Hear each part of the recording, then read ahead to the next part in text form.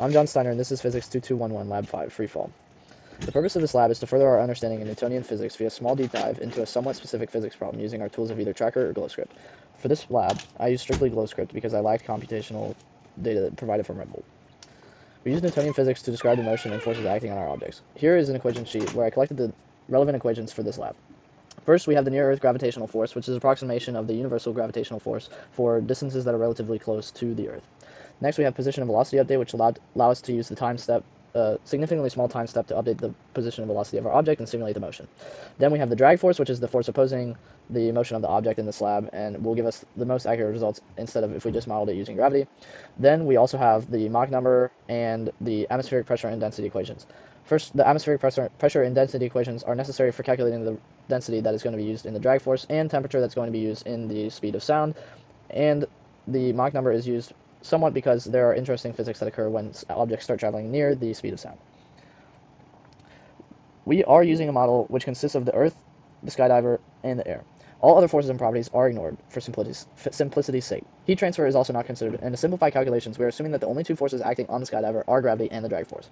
Further, as mentioned before, we are using the simplified model of gravity, F sub g equals negative mg, because while we are at a high altitude, it is still insignificant compared to the radius of the planet. The system in this lab is the skydiver only. All other objects are the surroundings, including the Earth and the atmosphere. This is why we're considering their forces being exerted on the system. Now I will transfer to the GlowScript code.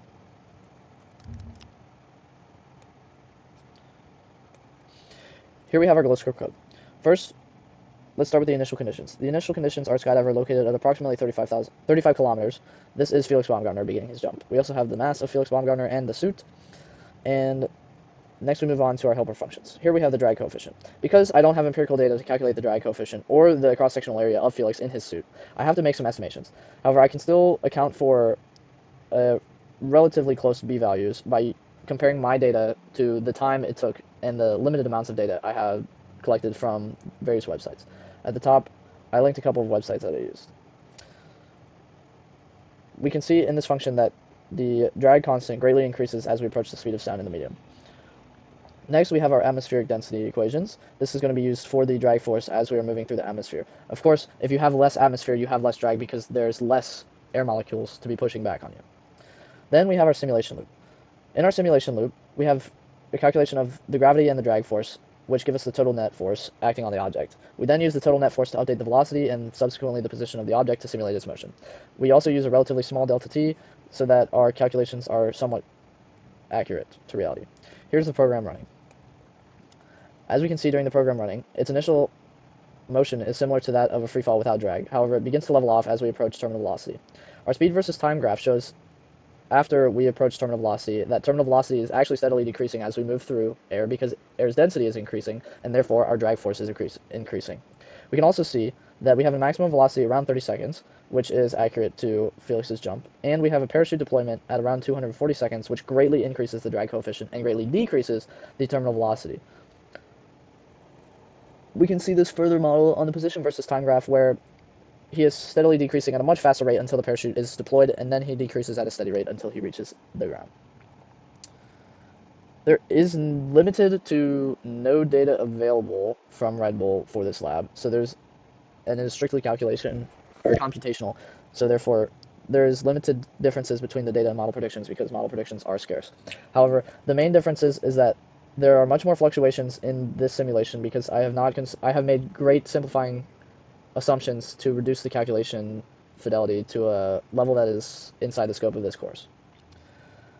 There are going to be significant inaccuracies because the drag force is not modeled to its full potential, as I did not have empirical data to calculate the drag coefficient, nor could I get the mass / cross-sectional area of the skydiver, of Felix.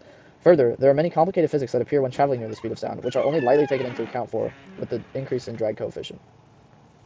Now let's answer the what if and what does it mean questions. First, what effect does a change in the density of air with altitude have on your predictions?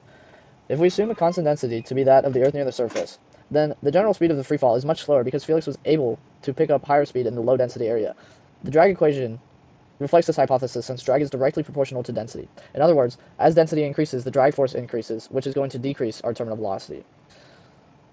Furthermore, did Felix increase in temperature as he fell, and by how much?